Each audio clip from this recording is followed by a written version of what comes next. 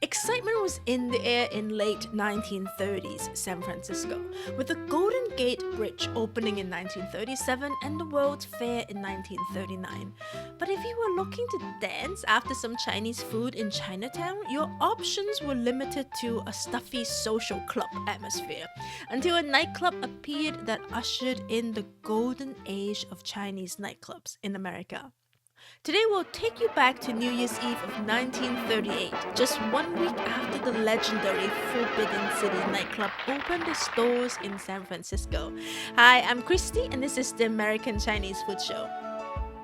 After a decade of dance floor and orchestra music at the new Shanghai Cafe spun off from the popular restaurant Shanghai Lo and the Tea Garden on the top floor of the Grandview Hotel, cocktail lounges where servers also sang and danced finally started popping up after the end of the prohibition. One of those cocktail lounges was Chinese Village, opened by the 35-year-old Charlie Lo in 1936. One line on their grand opening ad caught my eye. It is new, interestingly different, as if that's what he set out to do from the start. Charlie Lo was born and raised in Nevada, where his dad ran a general merchandise store. As a second-generation Chinese American, he didn't feel the need to be confined to stereotypes. It probably helped that his mom, Chiu Fong Lo, was a total badass. She was the first American-born Chinese woman in San Francisco. She built successful businesses across Nevada, Missouri, and Arkansas, eventually moving back to San Francisco to invest in a 6-story apartment building exclusively for Chinatown residents with Charlie. Charlie also made his mark, opening the first stock exchange in Chinatown, selling bonds and stocks, well, before the market crashed. 1 year after his mother passed away, Charlie ventured into the bar business. He met his second wife, Lee Tae-ming, when she one day dropped by his lounge. He immediately invited the young singer to perform there.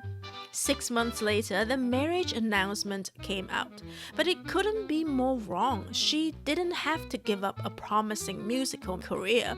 In fact, some say Lee convinced her husband to open his own club. Lo found a space that could seat 300 and spent $20,000 on the remodel with a stage area and dressing rooms accessed through the kitchen, just 1 block outside of the Chinatown Gate and Union Square. The perfect location for the curious Americans to get a taste of China without, being in it. Now he just needed to find more performers in addition to his headliner wife. You could probably imagine how difficult it was when it's frowned upon for Chinese women to even leave the house at the time, let alone dancing in front of an American audience and baring your legs. But we were also at a turning point where we see the second-generation Asian Americans growing up in American culture, trying to find where they fit in. Asian American performers were popping up all over the country if you look carefully.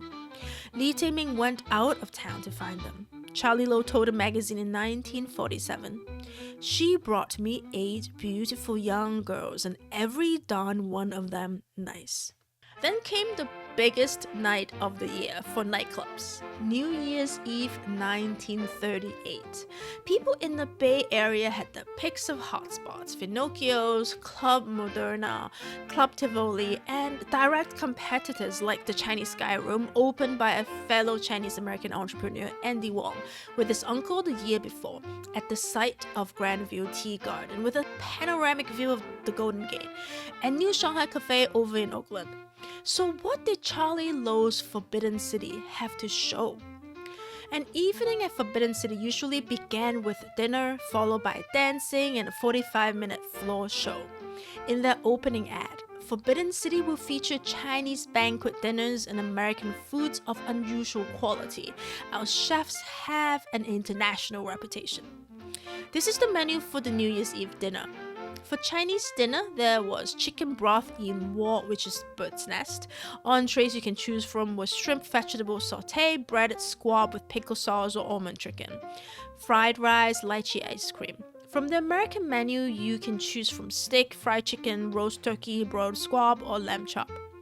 Menus from other Chinese-run nightclubs typically included dishes such as egg foo young, chow mein. Forbidden City's early Chinese menu was slightly more sophisticated, with dishes like fried chicken, Chinese village, and tuba noodles. I'm still trying to figure out what that one is. The dinner came with a hefty price tag of $5, over $110 today. But you weren't paying for the food. The real draw was the entertainment. Take a look at the lineup of New Shanghai Cafe across the bay the same year. Ne'er-do-wells orchestra, Arthur Thompson singing, carnival nights, dance contest, free shrimp cocktail Tuesday, or psychic palm reading at the Chinese Sky Room. How do you differentiate yourself from all the other American clubs?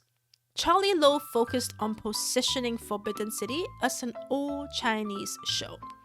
This exotic supper club is the only Chinese nightclub in the world.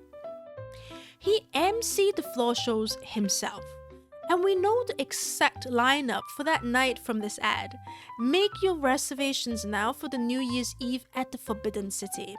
All Chinese floor show included Li Taiming, opera, stage, and radio star. She's more than Charlie Lo's wife. Li Taiming made her name in San Francisco early on, performing in Club Moderna and Club Cairo as a cute little Chinese girl or dainty prima donna from Cathay. She was featured on a touring show called La Vie Paris, adding an oriental touch, quote unquote, that went on the RKO circuit, a chain of vaudeville and movie theaters across the country. She was even signed with MGM for Good Earth. Then she went to Chicago, headlining in Stevens Hotel and making her radio debut at WGN's broadcast. I don't have any footage of her singing, but I'm going to believe she could. In Forbidden City, she focused on ballads, Irish songs, and cowboy ditties. Then there's Jadine Wong, exotic oriental dancer. She was dancing on the street in Hollywood, penniless, when a producer on 20th Century Fox took her home to meet his wife Claudette Colbert from the movie It Happened One Night. Jadine's big break came and she went on her first film, Mr. Moto Takes a Vacation. She headlined New Shanghai Cafe in Oakland at first, but Charlie Lo snatched her. The Tai Sings, sensational ballroom dancers. The Tai Sings were doing ballroom dances at Capitol Vaudeville in Oregon, and before that, Clara Bow's It Club in Hollywood from, Clara Bow from the It Girl movie. They did waltz and tango, but their most famous act is a comedy number where they gave the idea of Greta Garbo and George Arliss dancing together. I don't know what that would look like. Mai Tai Sing found bigger stardom in movies and on TV after her time in Forbidden City, and later opened her own cocktail lounge and a beauty salon, dating stars like Rod Taylor.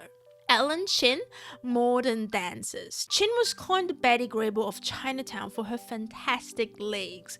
Her daughter recalled, "I know she ran away and was dancing on the stage, and I know grandfather went to the club, grabbed her off the stage."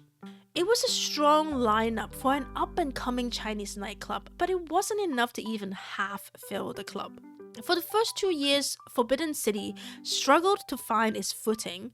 Everything changed when Charlie Lo brought in several young women to recreate Sally Rand's famous bubble dance. The real turning point came in 1940 when he discovered Noelle Toy, catapulting Forbidden City into the spotlight. And the spotlight came with a multi-page feature in Life magazine in the same year. Business tripled after the article, then quadrupled when the US entered World War II in 1941, and San Francisco was flooded with servicemen. There were at least 6 clubs in San Francisco at one point. New Shanghai Cafe rebranding to Club Shanghai, Lion's Den, Eddie Pons opened the Dragon's Lair, and then the Kubla Khan, but none could match the height that Forbidden City reached. That's it for today's episode. I hope your New Year's Eve was as fun as the night in 1938 in Forbidden City. Have a great 2025. If you like our content, subscribe to the channel. See you soon!